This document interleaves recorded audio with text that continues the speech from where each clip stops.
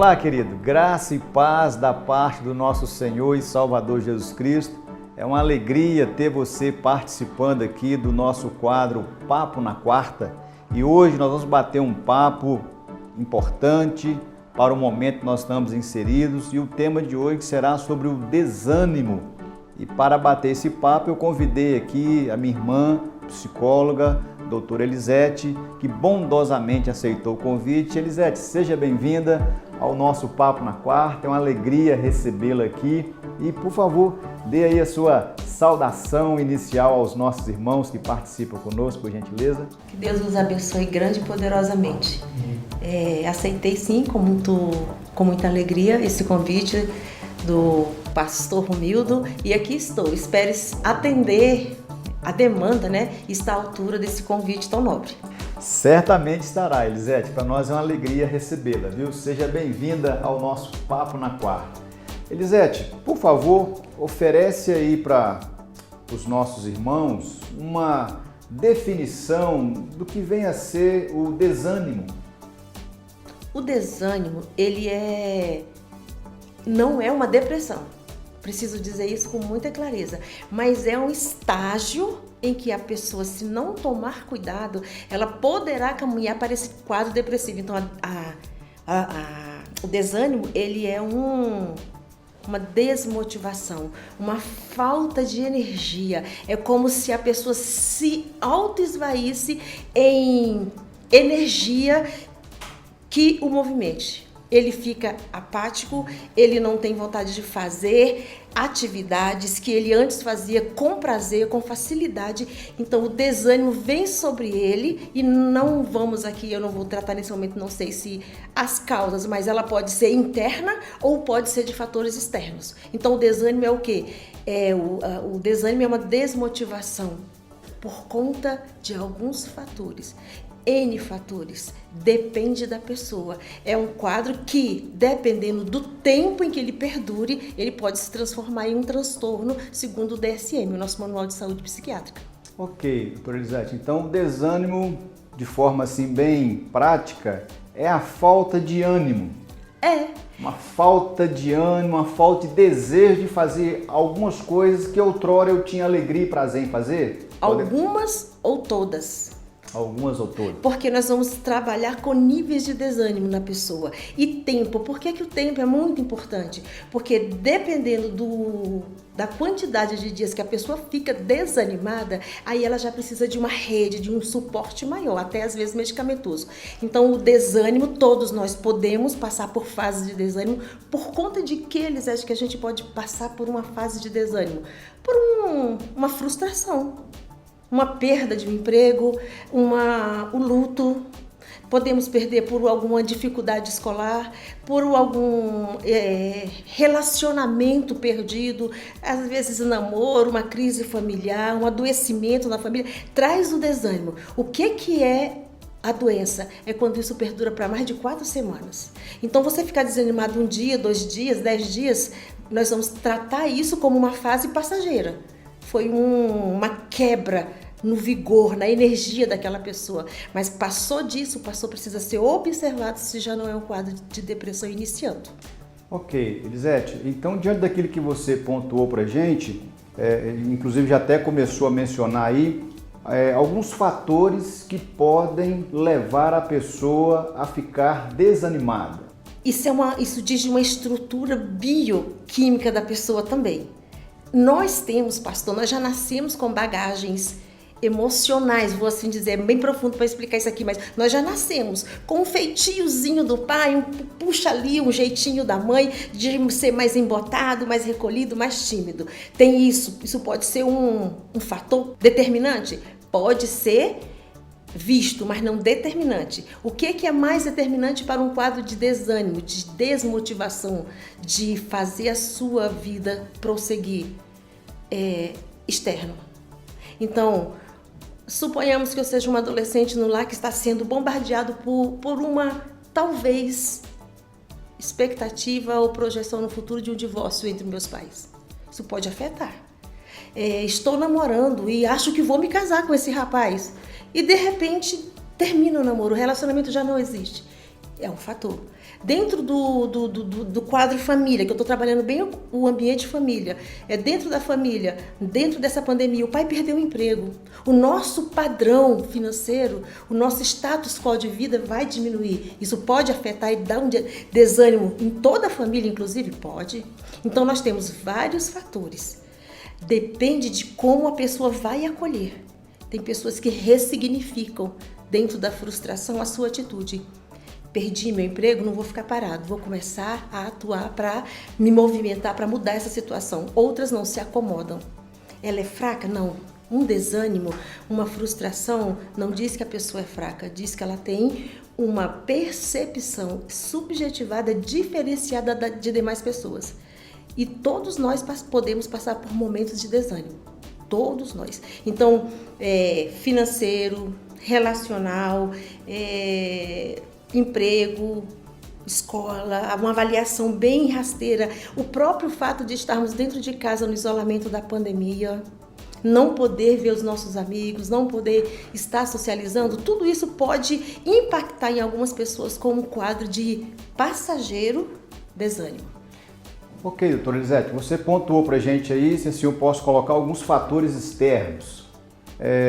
Mas se nós fecharmos um pouquinho, a gente pode afirmar que o desânimo também pode ser acarretado por falta de vitaminas. Aí nós temos que entrar nos neurotransmissores. Eles são as moléculas que fazem as comunicações dentro da nossa circuitaria cerebral. Pode começar por lá.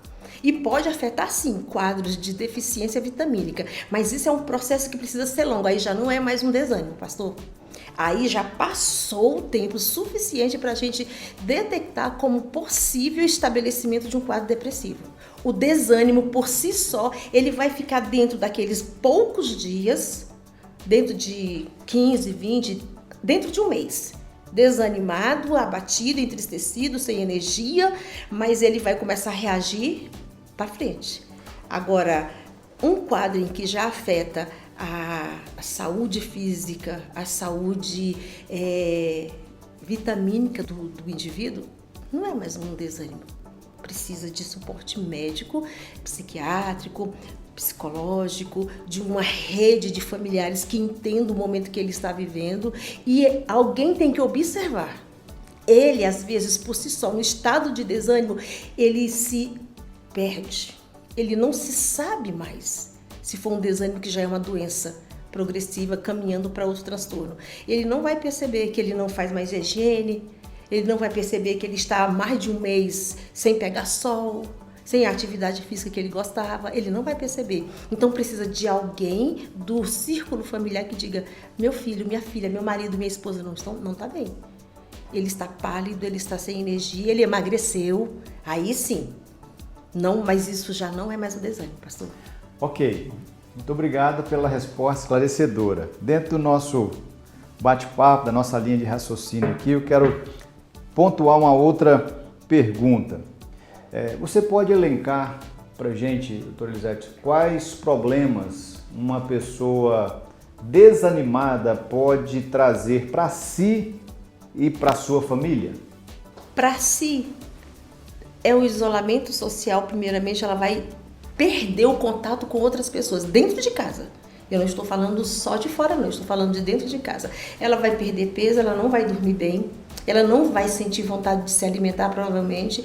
Ela não vai ter esse capricho no visual, em se arrumar, em se postar. Não vai. Ela vai ficar cada vez mais embotada, que a gente fala, mais recolhida, mais reclusa, e provavelmente não dormirá bem, passará a ter insônia, provavelmente, não são todos os casos. Provavelmente o apetite pode aumentar ou diminuir. Ela pode ter ganho quanto perda de peso. Ela pode perder foco, ou seja, eu não consigo mais assistir uma série no Netflix. Eu não consigo ficar ali quieta, prestando atenção. Ela vai perder foco, atenção, vai perder. Por quê? Porque o corpo dela vai estar sintomatizado. Ele vai estar pipocando, vamos dizer assim, luzes vermelhas de que está tudo entrando em colapso. Então, é muito grave. Meninas podem começar a ter um fluxo menstrual desregular. Os meninos podem começar a ter, e as meninas também, queda capilar. Então o desânimo, ele traz muitas consequências emocionais, físicas e espirituais. É amplo esse leque, pastor. É bem amplo. E isso é só o desânimo que a gente está falando. Aquela fase em que vai ser de transitoriedade por uma frustração. E o que é uma frustração? Frustração é algo que não se realizou. Frustrar é gorar expectativa, ou seja, eu planejei e não cheguei lá. A frustração vem a tristeza, vem o choro, vem a raiva. Tem alguns pacientes que em estado de desânimo eles ficam raivosos, extremamente agressivos. E para a família fica perdida. A família passa a desconhecer o seu familiar. O que está acontecendo com você? O que foi? Às vezes ele vai ficar recolhido, não vai conversar com a mãe, não vai falar com o pai, não vai falar com o irmão, não vai trocar essa sensação tão pesada, dividir que ele está vivenciando. E alguns familiares passam a não entender, também manifestam raiva, dizem, isso não é nada, isso é mimimi. Então, não acolhe, não entende e rotula o filho ou a filha, ou o esposo ou a esposa, é fraca, é fraco, não dá conta de nada. Não tem preocupação na vida e está desanimado com o quê? Eu que trabalho, eu que levanto para não sei o quê. E gera o quê, pastor? Um conflito familiar intenso. Afeta a rotina da casa, porque se for um filho ou uma filha, um dos cônjuges vai tomar partido. Ou a mãe vai dizer, não é assim, você não pode fazer isso com a minha filha, não. Ou o pai, você está errada, você tem que entender sua filha, o que ela está vivendo. Se for o pai que está passando, geralmente os filhos eles vão ficar meio recolhidos, assim, mãe, o que está acontecendo? Pai, o que está rolando aí? Então gera uma instabilidade familiar tão grande e que a família inteira poderá sintomatizar futuramente outros quadros psicológicos. Ok, doutora Elisete, dentro do nosso bate-papo, qual o conselho você pode oferecer como psicóloga para uma pessoa que está vivenciando, se assim eu posso pontuar, um quadro de desânimo? E qual o conselho você pode oferecer para ela e para a família, como psicóloga? Busque ajuda. Reconheça. Hoje nós vivemos numa sociedade que, apesar de toda a tecnologia, de toda a modernidade, de tantos livros, do conhecimento na palma da nossa mão, que é através do celular e dos computadores dentro das nossas casas, nós temos famílias e pessoas extremamente preconceituosas com relação aos adoecimentos emocionais. E o adoecimento emocional, ele é tão grave, ele é tão pertinente, ele existe, ele dói, ele faz e leva pessoas a viverem tragédias, se não buscarem ajuda. Reconheça o seu quadro, reconheça-se humano, reconheça-se fragilizado naquele momento e compartilhe.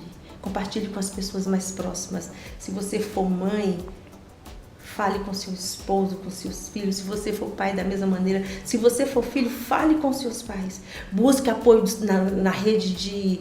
Se você é cristão, dentro da sua igreja. Temos pessoas, pastores, esposas de pastores, líderes de ministérios que podem estar acompanhando e ajudando. E o não mais, Elisete, espera o tempo. Porque uma pessoa desanimada, não necessariamente ele vai estar depressivo ou com outro transtorno de humor. Então nós vamos esperar um tempo, ver se ele vai reagir. Aí você vai procurar fazer o quê? Enquanto família, programações. Vamos sair, vamos ao parque fazer um piquenique, vamos pedalar, vamos pegar sol, porque geralmente quem está desanimado não quer saber de sol, não quer saber de movimento. Então a família, os amigos mais próximos de confiança vão dar aquele primeiro up. Vamos lá. E dê um tempo para ele, um mês pelo menos, para que ele possa começar a ter reações. Então, meu conselho como terapeuta é: não negue a sua dor, reconheça-se frágil e converse com seus familiares e amigos íntimos próximos de confiança. Não estou dizendo para você se expor, estou dizendo para você, com muito cuidado, buscar suporte, buscar ajuda é o melhor caminho. Nós temos hoje terapeutas, tem pessoal do corpo clínico psiquiátrico, tem as medicações dentro de um período de tempo curto, quando é um quadro leve, funciona bem, rapidinho a pessoa começa a se recuperar, porque os transtornos de humor são doenças, como doenças físicas, só não dá para eu puxar na ponta de uma agulha ou tirar foto dele numa ressonância, mas está lá. Dói, machuca, faz sofrer e complica a vida do paciente e de todos que estão à sua volta. Já que você deu aí uma orientação, uma sugestão enquanto psicóloga, agora como uma mulher cristã, uma serva do Deus Altíssimo, que palavra você pode oferecer para quem está vivenciando um quadro de desânimo? Todas as coisas começam aqui, pastor, no campo da nossa mente. Isso aqui, do pó ao pó.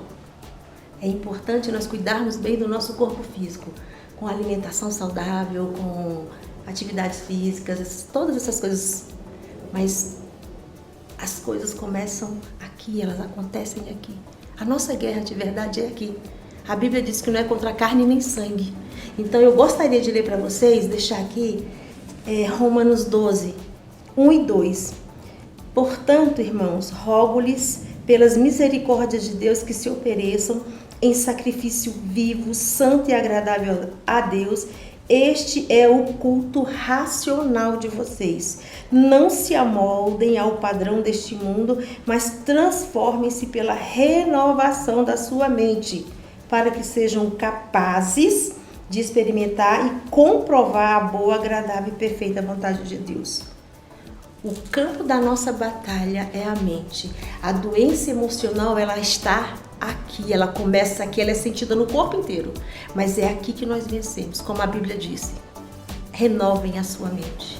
Estou adoecido, reconheça que está adoecido.